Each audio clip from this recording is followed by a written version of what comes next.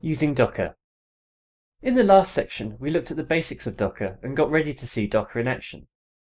In this section, we're going to find a Docker image from the wider community, run the image in various ways, and gain a deeper understanding of Docker images and containers by running various commands and examining the output.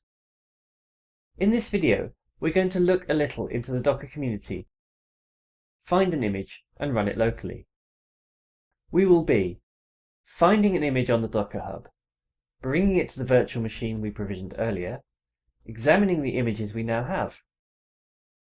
Leveraging the power of the Docker community is a key selling point of Docker as a technology. This video will equip you with the ability to find containers that may help you in your work as a developer. Let's say we want to play 2048, but we're tired of trying and losing, and want to win. If you're not familiar with 2048, it's a very simple game that involves moving tiles around with your arrow keys to build up a high score by getting tiles to go together. When tiles of the same value collide, they double up. The aim is to get a tile to 2048. We want to see if anyone's done anything interesting to do with 2048. So let's search on http://hub.docker.com.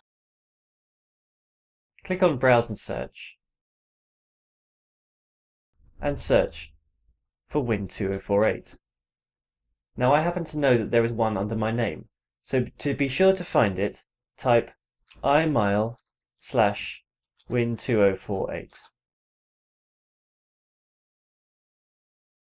Now we've found an image we want to try, we can bring it to our machine by typing docker pull imile/Win2048. Note that this may take longer for you. What we have done here is effectively pulled another environment down from the Docker Hub and placed it on the virtual machine we provisioned earlier. If we type docker images now, we can see our image downloaded as imile/Win2048. What we have got is effectively a template for creating environments from this so-called image. Nothing has been run or started or changed yet. If you're familiar with object-oriented programming, this image is a bit like the class from which we can instantiate multiple objects.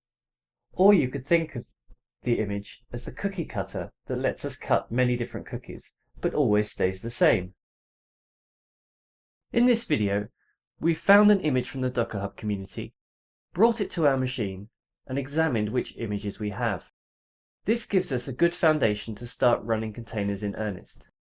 Next, we're going to start up several containers from this image and see them running.